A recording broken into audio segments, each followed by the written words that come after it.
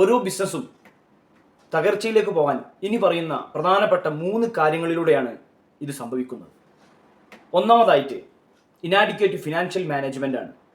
സാമ്പത്തികമായിട്ടുള്ള അച്ചടക്കത്തിൻ്റെ പോരായ്മകളാണ്. എന്തൊക്കെയാണ് ഈ സാമ്പത്തിക അച്ചടക്കത്തിൽ വരുന്നതെന്ന് പറഞ്ഞാൽ, ഒന്ന് പുവർ ക്യാഷ് ഫ്ലോ ആണ്. ക്യാഷ് ഫ്ലോ കൃത്യമായിട്ട് നടക്കാത്തതും അതിനെ കൃത്യമായിട്ട് ചെയ്യാൻ അറിയാത്തതുമാണ്. രണ്ടാമത്തെ വരുന്നത് സ്പെൻഡിങ് ആൻഡ് ഓവർ സ്പെൻഡിങ് ആണ്. ആവശ്യമില്ലാത്ത ചെലവുകളും അനാവശ്യമായ ചെലവുകളുമാണ്. അതുപോലെ തന്നെ ലാക്ക് ഓഫ് ക്യാപിറ്റലാണ്. ബിസിനസ്സിലേക്ക് ഇറക്കുന്ന ക്യാപിറ്റലിൻ്റെ അഭാവം.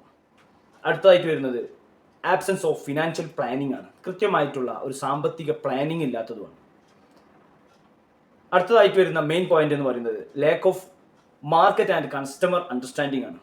കൃത്യമായിട്ട് മാർക്കറ്റിനെ കുറിച്ച് പഠിക്കാതെ, അല്ലെങ്കിൽ നമ്മൾ കൊടുക്കുന്ന സ്ഥാപനം ആ ഒരു കസ്റ്റമേഴ്സിനെ കുറിച്ച് മനസ്സിലാക്കാതെ ചെയ്യുന്ന കാര്യമാണ്. അതിൽ വിശദമായിട്ട് പറഞ്ഞാൽ, കൃത്യമല്ലാത്ത സ്ഥലം തിരഞ്ഞെടുക്കുക ബിസിനസ്സിന്. അതുപോലെ തന്നെ നമ്മൾ അവിടെ പ്രൈസുകൾ നിശ്ചയിക്കുന്ന സമയത്ത് ഇൻഅപ്രോപ്രിയേറ്റ് ആയിട്ടുള്ള വിലകൾ നിർണ്ണയിക്കുക. പുവർ മാർക്കറ്റിംഗ്, നല്ല രീതിയിലില്ലാത്ത മാർക്കറ്റിംഗ് ചെയ്തതുകൊണ്ട് അവിടെ തകർച്ച സംഭവിക്കും. അതുപോലെ തന്നെ ലാക്ക് ഓഫ് കോമ്പറ്റീറ്റേഴ്സ് അവയർനെസ്, അവിടുത്തെ മാർക്കറ്റിലെ കോമ്പറ്റീറ്റേഴ്സിനെ ശരിക്കും മനസ്സിലാക്കാൻ സാധിക്കാതെ ഒരു ബിസിനസ് ചെയ്താലും ഇത് സംഭവിക്കും. അതുപോലെ തന്നെ ബാഡ് കസ്റ്റമർ സർവീസ്, നമ്മുടെ കസ്റ്റമേഴ്സ് കൃത്യമായിട്ടുള്ള നല്ല സർവീസ് കൊടുക്കാത്തത് കൊണ്ടും ഇത് സംഭവിക്കുന്നു എന്നുള്ളതാണ്. മൂന്നാമത്തെ മെയിൻ പോയിന്റ് എന്ന് പറയുന്നത് poor management and operational flows. വളരെ നല്ല രീതിയിലുള്ള മാനേജ്മെന്റ്, അതുപോലെ തന്നെ ആ ഒരു സ്ഥാപനത്തിൻ്റെ ഓപ്പറേഷണൽ ഫ്ലോസ്, കൃത്യമല്ലാത്ത മാനേജ്മെൻറ്റും കൃത്യമല്ലാത്ത കഴിവുറ്റതല്ലാത്ത എംപ്ലോയീസ്,